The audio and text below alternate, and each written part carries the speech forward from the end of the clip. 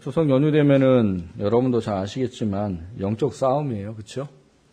근데 영적 싸움을 사탄하고 해야지 사람하고 하면 안 됩니다. 무슨 말씀인지 아시죠? 네. 사탄이 우리를 넘어뜨리기 위해 쓰는 통로고 도구지 그가 우리가 싸울 대상이 아니에요. 명절 가서 나 예수 믿겠다고 나 예수 믿는다고 그거 가지고서는 싸우려고 하지 마세요. 싸워선 절대로 가족 구원 못합니다, 여러분. 그러니까 이해하시고 더 품어주시고 더 사랑으로 베푸시고 하십시오. 그렇다고 우리가 가서 절하라는 거 아니에요. 그건 절대 하면 안 되는 거고요. 싸우지 말라는 얘기예요. 나 신앙 지키겠다고 그 사람들하고 싸우지 말라는 겁니다. 싸울 대상은 사람이 아니고 사탄이니까 여러분 명확히 아셔야 됩니다. 뒤에 사탄하고 싸워야죠. 사탄하고 싸워서 지는 건 내가 가서 혈기 부리는 거예요. 내가 가서 나 신앙 지키겠다고 싸우는 게 그게 지는 거예요. 그 사람들한테 여러분이 갖고 있는 십자가의 사랑을 나타낼 수 있도록 하십시오. 제일 어려운 거죠. 제일 어려운 게 가족이잖아요. 그렇잖아요. 하지만 우리 힘으로 하는 게 아니기 때문에 여러분이 기도 많이 하시고 명절 기간 동안 영적으로 좀 싸워서 이길 수 있도록 그렇게 해주시기를 좀 부탁을 드립니다. 오늘 우리가 함께 나누려고 하는 것은 지금 9월 한 달 동안 우리가 주권에 대한 이야기를 살펴보고 있습니다. 우리가 주권 이런 걸 인정할 때 우리가 우리의 마음속에 주권이라는 문제를 놓고 좀 두려워하는 또 어려워하는 그런 문제들이 있습니다. 결국 사탄이 우리로 하여금 하나님의 주권을 온전히 인정하지 못하도록 하는 또 영적인 싸움입니다. 그래서 오늘 우리가 하나님의 주권을 인정한다고 할 때 그 주권을 인정하기 위해 우리한테 어떤 모습이 있어야 될까 하는 부분들을 이 사자굴 속에 들어갔던 다니엘을 통해서 함께 나누고요. 그리고 우리가 이 하나님이 주권을 인정할 때 어떤 은혜 주시느냐, 이게 우리로 하여금 주권을 인정할 수 있도록 해주는 또 하나의 큰 힘과 능력이 되기도 합니다. 이 두 가지를 가지고서 우리가 이 하나님의 주권을 인정함을 통해서 하나님께서 구원하시는 그 놀라운 은혜를 우리가 경험할 수 있는 우리 모두가 될 수 있기를 주님의 이름으로 축원합니다. 첫 번째 함께 나누려고 하는 것은 각오로 이루어지는 주권, 이런 이야기를 좀 해보려고 합니다. 오늘 본문은 신앙생활 좀 오래 하셨으면 많이 들어본 말씀일 거고요. 머릿속에 분명히 아마 들어가 있는 이야기일 거예요. 다니엘이 사자굴에 들어갔더니 하나님이 그를 지켜주셨더라. 아마 이 이야기를 모르는 사람들은 아마 거의 없을 것 같습니다. 근데 오늘 이 이야기를 우리가 좀 먼저 좀 이해를 좀 하려면 배경을 좀 봐야 됩니다. 그 앞선 1절, 2절을 좀 보시면 다리오가 자기의 뜻대로 고관 120명을 세워 전국을 통치하게 하고 또 그들 위에 총리 셋을 두었으니 다니엘이 그 중에 하나이라. 이는 고관들로 총리에게 자기의 직무를 보게 하게 하여 왕에게 손해가 없게 하려 함이었더라. 이렇게 되어 있습니다. 벨사살 왕이 죽고 이제 여기 나와 있는 다리오라는 사람이 왕으로 세워집니다. 이 다리오라는 사람이 왕으로 세워져 가지고 뭘 했냐 하면 이 나라를 120개의 도로 나눴어요. 그 120개의 도를 여러 사람들을 세워가지고 다스리도록 합니다. 그 이 120개의 도를 다스리기 위해서 총리를 이전에 없던 3명을 세웁니다.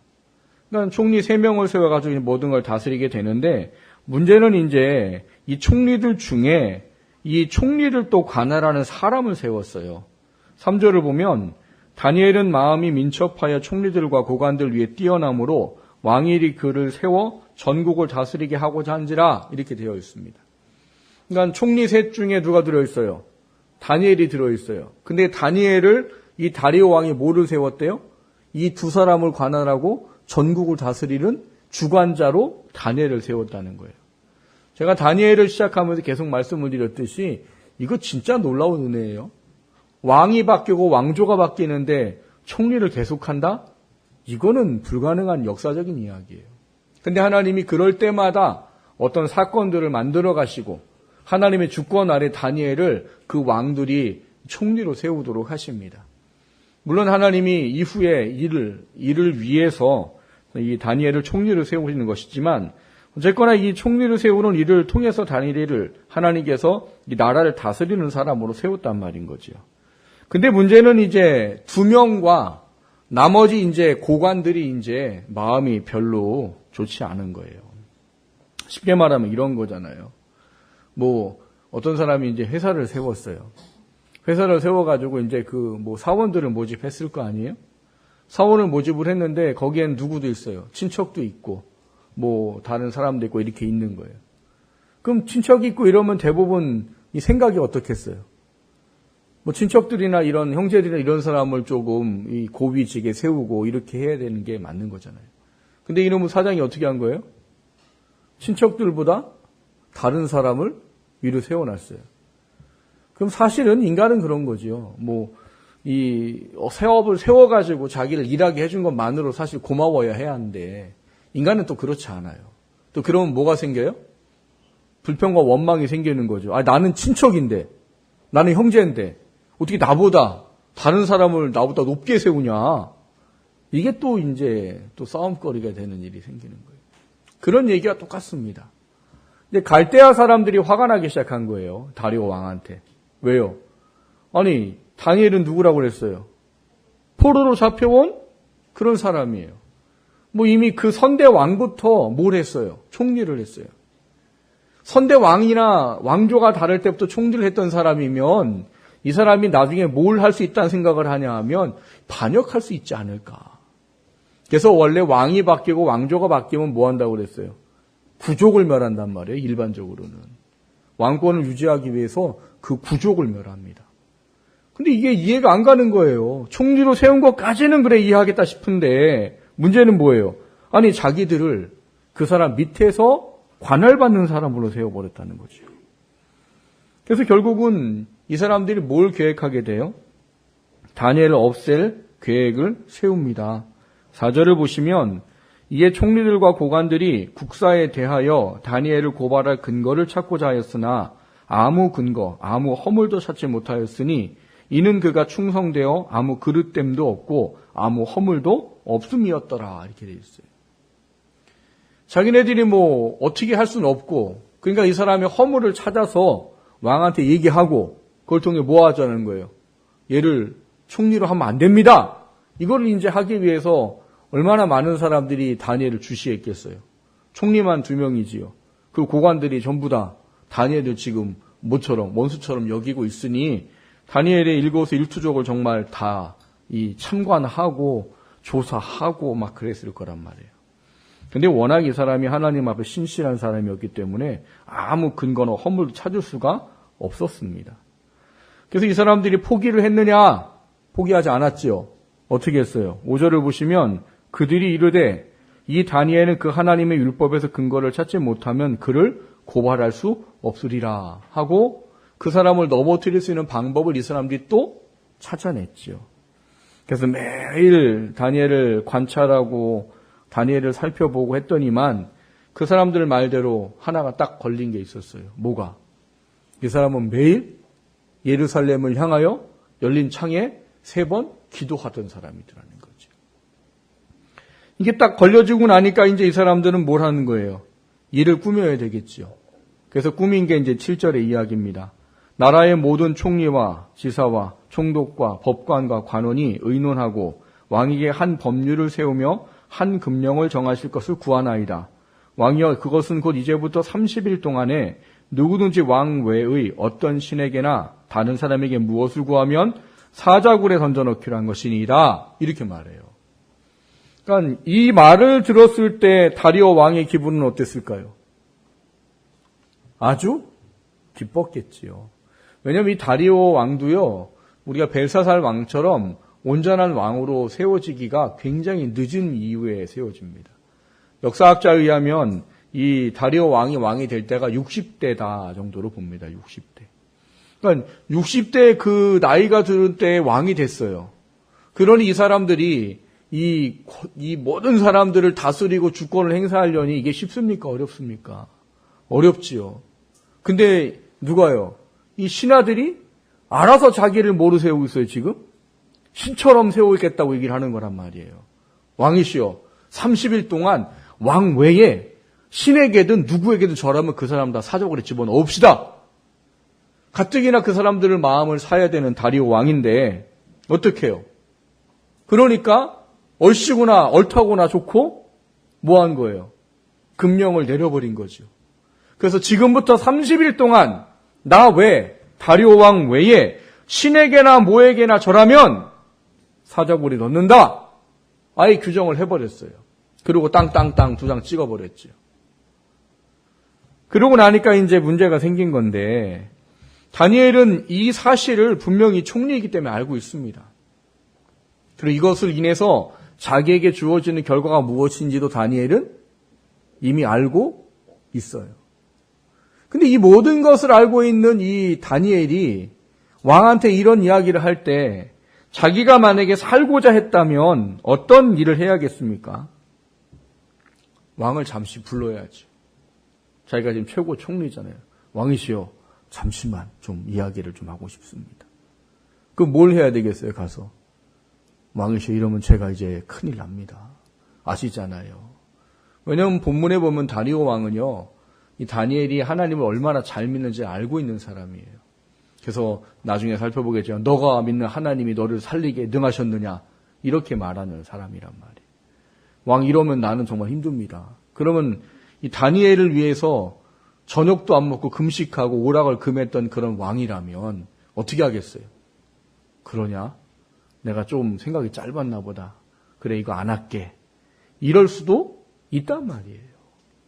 근데 문제는 다니엘이 그 일을 안 했다는 겁니다. 그리고 조서가 그냥 그대로 꾸며지도록 놔뒀다는 거예요. 그리고 다니엘은 뭘 해요? 전에처럼 예루살렘을 향하여 열린 창으로 하루 3번 똑같이 기도하는 거예요. 다니엘이 이렇게 기도한 이유는 열왕기상 8장에 보면은 솔로몬이 예루살렘 성전에 모든 것을 다 짓고 난 이후에 하나님께 모든 것을 다 봉헌을 하고 그러고 나서 하나님께 어떤 특별한 구하는 기도를 해요. 어떤 기도를 하느냐? 하나님, 만약에 나라에 어려움이 있고 전쟁이 오고 기근이 오고 뭐가 오고 이 어려울 때 하나님, 이 성전을 향하여 하나님의 백성이 기도한다면 그 문제를 좀 해결해 주십시오. 하나님의 자녀들이 어떤 나라의 포로로 잡혀가서 거기서 하나님을 향하여 기도를 한다면 하나님 그들의 기도를 들어주십시오. 이게 열왕기상 8장에 기록된 성전을 완공하고 봉헌식을 마친 다음에 다니엘이 하나님께 했던 간구예요. 이거를 이스라엘 사람들은 잘 알고 있는 겁니다. 그러니까 다니엘은 포로로 잡혀온 날부터 뭘 하기 시작하는 거예요. 여기 이 다니엘이 알고 있는 것대로 예루살렘을 향하여 열린 문을 두고 거기에 매일 하루에 3번씩 기도를 하는 거예요. 포로를 자유케 해주십시오. 이거였겠죠. 그러니까 다니엘은 이 기도를 멈추는 게 그에게는 불가능한 일이었던 겁니다. 그래서 모든 환경과 상황을 알매도 불구하고 오늘 다니엘은 뭘 하고 있어요? 똑같이 기도를 하고 있게 된 거죠. 근데 이제 어떻게 된 겁니까? 옳다구나가 된 거죠. 옳다구나. 다니엘이 이 고관들과 다른 총리들이 생각한 것대로 어떻게 해요? 자신의 계획에 넘어가 버린 거죠. 이 계획에 넘어간 다니엘을 결국은 뭘 하게 됩니까? 데려오고 사자굴에 넣게 되는 거지요. 왕이 좀 왕 말대로 하면 좋은데, 마음대로 하면 좋은데 이 메대와 바사의 규례는 굉장히 엄격합니다. 그래서 여러분이 예전에 에스더서를 보면 에스더가 왕이 나를 안 찾은 지 1달 됐는데 내가 왕이 부르지도 않고 가면 난 죽습니다. 이런 얘기까지 해요. 그러니까 법령을 세워놓으면 왕도 어길 수 없는 나라가 이 메대와 파사라는 나라입니다. 그러니까 이 왕이 그 일전에 아까 말씀을 드렸듯이 뭐예요? 사람들이 자기를 신처럼 높인다는 게 안 그래도 내가 이 사람들 마음을 사서 좀 권세를 굳건히 해야 되는데 그것 때문에 이 일을 허락해 놨는데 결과적으로 이것이 지금 사랑하는 다니엘이 죽는 위기에 처한 거고 지금 이 부분에 대한 것을 자기가 금령을 어겨버리면 어떻게 되겠어요? 자기의 권세는 땅에 떨어지게 돼 있단 말이에요. 그래서 왕이 선택을 해야 될 수밖에 없는 상황이었고 이 선택에 대해서 왕은 뭘 합니까? 할 수 없이 다니엘을 사자굴에 집어 넣어요. 근데 이 사자굴을 집에 넣을 때 다리오 왕이 이제 얘기하는 거죠. 너가 믿는 하나님이라는 이야기를 하게 되는 겁니다. 오늘 본문을 우리가 잘 보면 이 다니엘이 행한 그 삶의 모습이 무엇입니까? 라는 부분들을 좀 하나님의 주권이라는 부분에서 좀 돌아볼 수 있어야 돼요. 여러분, 하나님의 주권을 인정한다는 건 뭡니까? 하나님이 내 인생과 모든 인생을, 역사를 주관하는 분이라는 그 주권을 인정하고 한다고 할 때에는 그 주권을 인정하는 차원의 문제가 내게 좋은 것만을 가지고 내가 원하는 것만을 가지고 그것을 인정한다는 차원의 문제가 아니라는 사실이에요. 다니엘의 주권의 인정은 뭐예요? 지금 벌어지는 상황이 자기를 잡고자 하는 거 압니다. 근데 그럼에도 불구하고 다니엘은 뭘 해요? 전혀 그거에 반응하지 아니하고 하나님의 그 믿음을 가지고 모든 것을 이끌어 나간다는 사실이에요. 마치 이 3장 18절에 보면 3명의 다니엘의 친구들이 금신상에게 절하지 않았다고 풀무에 죽게 되는 상황에 처할 때 했던 고백과 똑같은 것 같아요. 3장 18절에 보면은요, 이렇게 고백을 합니다. 그렇게 하지 아니하실지라도, 이렇게 말해요. 그렇게 하지 않으실지라도가 뭐냐 하면 17절에 보면 하나님이 우리를 왕의 신상에 절하지 않는다고 했을 때 우리를 구원해 줄 거다라고 믿습니다. 이런 고백을 하는 거예요. 그런데 만일 하나님이 우리를 구원해 주지 않는다고 하더라도 우리는 왕의 신에게 절하지 않겠습니다. 이렇게 말하는 거예요. 그게 뭐예요? 그게 주권을 인정하는 거예요. 다니엘도 오늘 주권을 인정하는 데에 하나님께서 하시는 그 일들을 그대로 다 받아들이고 그것 안에 어떤 내가 미리 뭘 할 수 있고 도망갈 수 있는 이 일을 하지 아니하고 그냥 하나님의 주권을 인정하고 그 모든 것을 받아들이고 자기는 해야 할 기도를 했다라는 사실인 거예요. 여러분, 하나님의 주권을 인정한다고 할 때 우리가 분명히 기억해야 될 건 뭐냐 하면 내 육신의 삶의 어떤 문제를 해결하기 위해 하나님의 어떤 것들을 세상과 타협하는 게 아니라는 사실이에요. 여러분, 주권을 인정한다라는 거 하나님을 절대적으로 신뢰하는 겁니다. 그분의 신뢰를 인정한다고 할 때에는 하나님이 어떤 일을 하시든지 그곳에 우리가 하나님의 사람으로 살아야 된다라는 그 중요한 우리의 그 존재성을 잃어버리지 않는 거예요. 그 믿음을 가지고 우리가 살아가게 될 때는 그 결단과 각오 안에 주권은 이루어지게 돼 있어요. 여러분, 우리는 주권을 반드시 인정해야 되는 사람들이라는 사실을 인정하셔야 됩니다. 내가 하나님을 믿고 예수님의 피값으로 구원을 받은 우리들이 하나님의 주권을 이럴 때는 인정하고 저럴 때는 인정하지 않아도 되고가 아니란 말이에요. 우리는 모든 영역에서 하나님의 주권을 인정해야 됩니다. 그러기 위해서 뭐가 필요하냐? 오늘 이 다니엘과 같은 결단과 각오가 필요하다는 거예요. 잡아왔지요. 잡아오고 그 주권 때문에 어떻게 됐어요? 결국은 사자굴 속에 들어가서 죽을 수밖에 없는 상황에 처했다는 말이에요. 많은 사람들이 이 부분 앞에서 어려워하고 힘들어합니다. 내가 하나님의 주권을 인정한다고 할 때 그 속에서 빚어지게 될 혹여나 불이익이나 부당함이나 손해나 이런 부분들이 내 안에 찾아올 것에 대한 염려 때문에 하나님의 주권을 잘 인정하지 못하는 경우들이 많아요. 그러나 사랑하는 성도 여러분, 하나님은 그 모든 상황에서 하나님의 주권을 인정하라라고 말씀하십니다. 그리고 우리가 하나님을 믿는 사람으로 살겠습니다 하는 것이 필요하다는 거예요. 그렇게 될 때 우리는 하나님을 인정한다라는 그 믿음의 주권이 우리 안에 온전히 세워지는 것이기 때문입니다. 다니엘처럼 결과가 어떠할지에 대한 문제에 마음을 빼앗기는 것이 아니라 내가 뭘 해야 되는지 그 사람의 존재성을 인식하고 주권을 인정할 수 있는 우리 모두가 되기를 주님의 이름으로 축원합니다. 두 번째로 나누고자 하는 것은 주권에는 반드시 은혜가 있습니다 하는 거예요. 방금 말씀을 드렸듯이 하나님의 주권을 인정하기 위해서 강한 결단과 굳은 결심을 가지고 하나님의 사람으로 살면 이게 좋아야 될 것 같은데 참 이 세상 살아가면서 어려움이 오더라는 거지요. 내가 하나님 정말 제대로 믿겠다고 믿으면 세상에서 살아가면서 유익 보는 건 사실 별로 없습니다. 양보해야 될 게 많고 불이익이 찾아올 수도 있고 승진이 늦어질 수도 있고 물질적인 손해를 볼 수도 있고 여러 가지 우리한테 좋지 않아 보이는 것들이 많아지는 것처럼 여겨지고 느껴져요. 그게 당장 우리 눈앞에 그렇게 나타납니다. 근데 여러분 누구를 믿으세요? 하나님을 믿으시잖아요. 하나님이 뭐라고 그러셨어요? 로마서에 아들을 내어주기까지 우리를 사랑하신 분이라라고 말씀하시고 그분이 아들을 내어주셨는데 너에게 무엇을 아끼겠느냐라고 말씀하시고 그리고 너희들이 구하는 무엇이든지 주겠다라고 하시며 심지어는 성령까지 주시겠다 이렇게 말씀하시는 분이 하나님이세요. 이거를 우리가 인정하는 믿음을 갖는 것이 우리가 하나님의 주권을 인정한다는 것이 힘들고 어렵다 할지라도 그것을 이겨낼 수 있는 힘을 갖게 한다는 사실을 아셔야 됩니다. 그걸 이거를 우리는 붙잡아야 되는 거예요. 반면에 사탄은 이 염려와 두려움을 우리한테 굉장히 크게 갖도록 만든다는 사실을 아셔야 돼요. 내가 하나님의 주권을 인정해서 삶에서 모든 영역에서 하나님께서 원하시는 것대로 살고자 할 때 사탄은 반드시 염려와 걱정과 두려움을 줍니다. 뭐라고요? 승진 안 될 것 같아. 나 손해볼 것 같아. 나 피해볼 것 같아. 나 어려울 것 같아. 이 마음을 우리 가운데 갖게 만든단 말이에요. 중요한 건 거기다 마음을 뺏기면 누가 안 보입니까?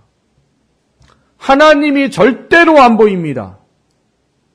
사탄이 주는 그 감정의 마음을 빼앗겨버리면 내가 믿는 대상이신 그 하나님, 온 우주를 주관하시는 그 하나님의 주권을 인정하지 못하게 되고 그거를 인정하지 못하게 될 때는 그 하나님의 약속의 은혜를 경험하기가 어렵다는 사실이에요. 그래서 우리에게 필요한 건 뭐냐? 하나님의 주권을 인정하라 하는 부분들이요. 그것으로 말미암아 주어지는 사탄의 그 염려와 근심과 걱정으로부터 믿음으로 그것을 이겨내라는 거예요. 믿음으로 그거를 이겨낼 때 그 안에 주어지는 것은 오늘 본문에 이어져 있는 다니엘의 결과입니다. 오늘 본문에 보면 어떻게 합니까? 17절에 돌을 굴려다가 굴 어기를 막음에 왕이 그의 도장과 귀족들의 도장으로 봉하였으니 이는 다니엘에 대한 조치를 고치지 못하게 하려 함이었더라 해요. 현실이 어떻게 됐어요? 하나님 주권 인정하고 기도했더니만 어떤 결과가 왔어요? 사자굴에 들어갔어요. 들어가면 어떻게 되는 거예요? 죽어야죠. 근데 22절에 뭐라고 되어 있습니까? 나의 하나님이 이미 그의 천사들을 보내어 사자들의 입을 봉하셨으므로 사자들이 나를 상의하지 못하였사오니 이는 나의 무죄함이 그 앞에 명백함이오며 또 왕이여 나는 왕에게도 해를 끼치지 아니하였나이다. 이렇게 고백을 하고 있단 말이에요. 여러분 사자가 사람 말을 알아듣나요? 떨어지면서 얘야 나는 하나님의 사람이란다. 너 이러면 큰일 난다. 너 누가 지으셨냐? 하나님이 지으셨는데 지금 요따구로 진 나를 잡아먹으려고 하면 너 큰일 난다. 이런 사자가 두려워졌어요. 그래서 다니엘을 안 먹었어요? 어떤 사람은 그런 얘기도 해요. 사자가 배불러서 안 먹었다고. 배불러서 안 먹었으면 다음 날이 이해가 안 가지요. 24절에 뭐라고 되어 있습니까? 왕이 말하여 다니엘을 참수한 사람들을 끌어오게 하고 그들을 그들의 처자들과 함께 사자굴에 던져넣게 하였더니 그들이 굴 바닥에 닿기도 전에 사자들이 곧 그들을 움켜서 그 뼈가지로 부서뜨렸더라 이렇게 되어 있어요. 배고파서 안 먹은 것도 아니고요. 다니엘이 불쌍해서 안 먹은 것도 아니에요. 다니엘의 고백처럼 명확하게 뭐예요? 천사를 보내어 그들의 입을 봉하셨다 해요. 그리고 하나님이 다니엘을 어떻게 하십니까? 그의 억울함을 풀게 하시고 그가 다시 총리의 자리에서 하나님의 일을 예비하고 준비하도록 하시는 그 놀라운 일을 행하게 하셨다는 사실이에요. 23절에 이런 말이 있습니다. 왕이 심히 기뻐서 명하여 다니엘을 굴에서 올리라 하매 그리 다니엘을 굴에서 올린즉 그의 몸이 조금도 상하지 아니하였으니 이는 그가 자기의 하나님을 뭐했다고요? 믿었음이었더라. 이게 하나님의 주권을 인정하는 것이요. 하나님의 주권을 인정할 때 그 믿음이 뭘 하게 해요? 그의 백성을 지키고 그의 백성을 이끌어 가신 하나님을 우리로 하여금 뭐하게 합니까? 경험하게 하신다는 사실을 우리가 돌아볼 수 있어야 한다는 거예요. 여러분 오늘 본문에 보면 다니엘이 한 고백 중에 그런 말이 있어요. 내가 이 일을 당하게 된 것에 대해서 무죄합니다. 이런 말을 합니다. 원래 이 고대 근동에 사자굴에 이 사람을 집어넣는 거는요 그런 거랍니다. 이 사람을 집어넣었을 때 이 사람이 죄가 없고 정직하면 사자가 살려줄 것이고 죄가 있으면 사자가 잡아먹을 것이다. 그러고 던져넣는 거래요. 던져넣었더니 어떻게 됐대요? 살았잖아요. 그래서 누구를요? 다니엘을 참소한 그 가족들을 전부 다 잡아다가 어디에? 사자굴에 던져 넣어버린 거예요. 그들의 죄가 있다고 밝혀졌다라고 인정이 됐기 때문에. 중요한 것은 뭐 세상에서 이렇게 저렇게 말하는 어떤 결과대로 이루어졌다 할지라도 중요한 것은 뭐라는 거예요? 하나님의 백성이 그 믿음으로 주권을 가지고 하나님을 인정했을 때 하나님이 그를 반드시 어땠다는 겁니까? 그를 지키고 보호하셨더라 하는 사실이에요. 여러분 어떤 하나님을 믿고 계신가 좀 다시 한번 좀 깊이 돌아보셔야 됩니다. 내가 믿는 하나님에 대해서 나는 지금 어떠한 믿음을 가지고서 그분의 주권을 인정하고자 하고 있는지를 좀 돌아보셔야 돼요. 혹여나 내가 지금 하나님의 주권을 절대로 인정하지 못하고 있다면 여러분 믿음을 점검해 보셔야 합니다. 나 지금 하나님 절대적으로 신뢰하고 있는 거 아닌가? 난 그분이 내 인생의 삶에 모든 것을 이끌어 가시고 주관하시는 분이라는 믿음을 내가 지금 갖고 있는가 갖고 있지 못한가를 돌아보셔야 돼요. 왜요? 그 믿음이 있어야 여러분 어떤 환경과 상황에서도 하나님의 주권을 인정할 수 있기 때문인 겁니다. 주권은 믿음이 있어야 인정할 수 있는 것이지 그냥 교회 오래 다닌다고 인정되는 게 아니에요. 여러분 안에 하나님에 대한 절대적인 믿음이 우리 가운데 있어야 한단 말이에요. 다니엘의 세 친구도 오늘 본문의 다니엘도 뭘 각오해요? 죽음을 각오해요. 왜? 하나님이 할 것에 대한 믿음의 확신이 그들 안에 있기 때문인 겁니다. 여러분 믿음이 생명을 걸 만큼 믿음인지를 돌아보셔야 된단 말이에요. 지금 잠시 눈앞에 보이는 어려움과 환경들 때문에 내가 하나님과의 어떤 그 주권을 인정하지 못하고 타협하고자 하는 그 모습을 갖고 있지 않은지를 돌아보셔야 돼요. 여러분 우리가 하나님을 성경에서 여러 가지 일을 하는 걸 보면서 우리가 하나님에 대해 고백하는 게 있어요. 뭘 고백해요? 그분은 언약에 신실하신 하나님이십니다예요. 언약에 신실한 하나님이라는 말은 뭐예요? 하나님 말씀하셨다면 반드시 그렇게 하십니다예요. 그리고 성경을 보십시오. 성경에 한 번이라도 하나님이 말씀하신 것 이루지 않은 것 있으신지. 하나님 모든 것을 말씀하신 대로 이루셨어요. 심지어는 600년 전의 예언도 예수님을 통해서 다 이루셨고요. 뭐 1000몇 년 전의 예언도 하나님 반드시 이루셨어요. 하나님은 어떤 약속도 지키지 않으신 적이 없으십니다. 근데 이 약속의 지켜짐에 있어서 우리가 중요하게 생각해야 될 게 있다는 거예요. 뭐가 있어요? 그 약속은 절대적으로 믿음 위에서 이루어집니다. 하나님 약속했다고 그냥 믿음 없는 사람들한테 그냥 모든 걸 베푸시는 게 아니고 하나님을 절대적으로 믿고 신뢰하고 그 주권을 인정하는 그 사람의 삶에 어떻게 하신다고요? 그 믿음 위에서 일하신단 말이에요. 예수님도 그거 많이 하셨잖아요.